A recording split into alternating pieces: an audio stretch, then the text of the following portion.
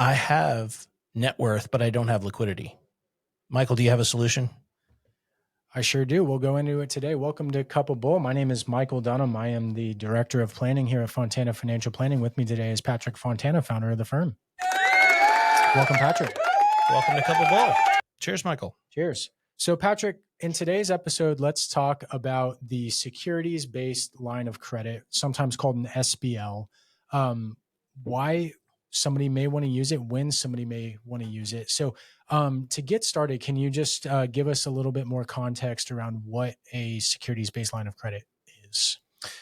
Yes. So first off, to have one of these, somebody has to have taxable investments. So 401k, IRA money does not count.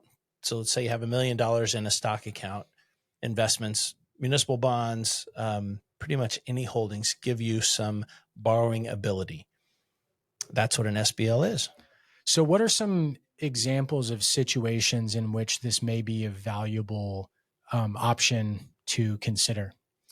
So I'll give two quick real life ones that have happened. One is a client was buying a new house and selling their old house. The old house was paid for and the equity from their old home would pay for the new house, but they were buying the new house before the old house closed and they needed to bridge that gap.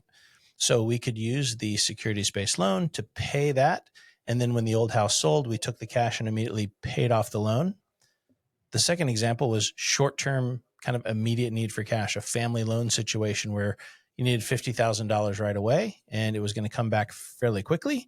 They didn't want to sell investments and pay taxes. So that bridged the gap for that.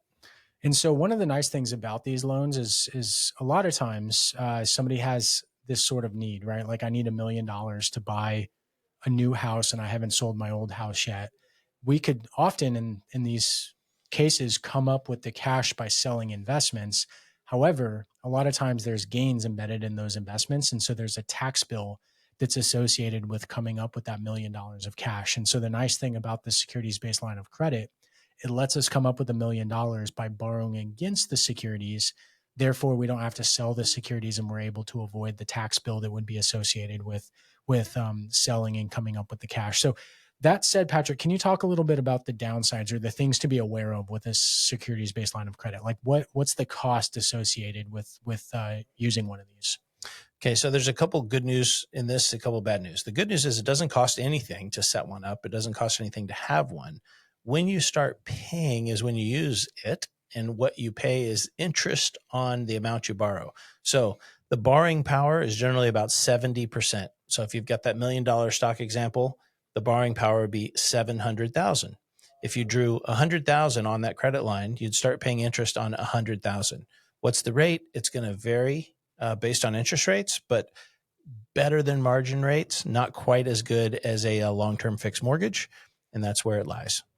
Yeah. And one thing we're big fans of is doing this proactively, right? Like if you're in the middle of a home buying process and on top of everything else, you need to set up a securities-based line of credit, it adds a level of stress to your life. So if we're able to plan ahead and have this set up proactively, there's no cost, as Patrick mentioned earlier.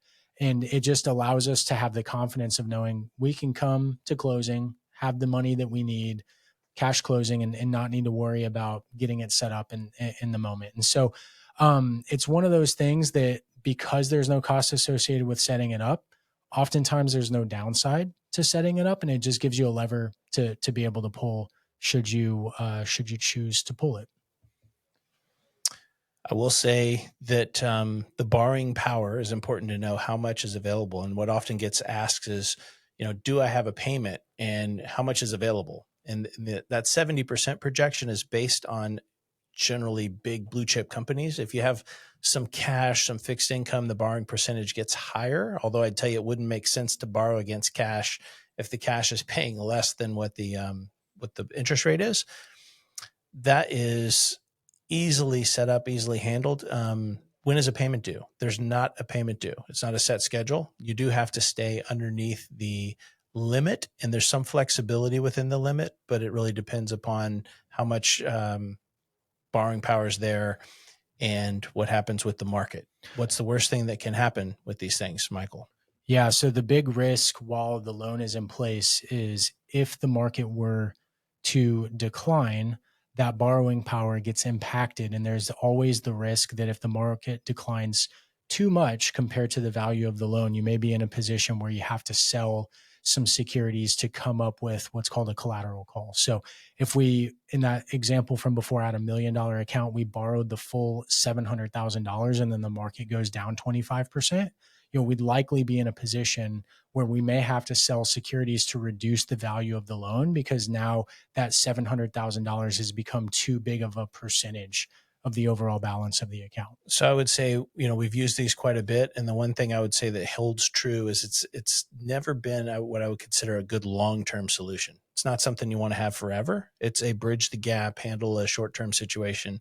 And that's why, because the market will move up and down, interest rates will move, but it's a great liquidity tool to keep you from having to sell investments and pay taxes. We've had cases where somebody had a big position that was literally 11 months. And in 1 month, the position would be long-term gains and the tax bill would go down quite a bit. This bridged that gap to give them liquidity for the month. So thank you so much for tuning in and watching today's episode of Cup of Bull. If you have questions about your own situation, we do have a link down in the show notes below where you can set up a complimentary call with a member of our team to discuss your situation further. And in the meantime, Patrick, how do you want to wrap up today's episode? Rebalance until rich. Cheers. Cheers.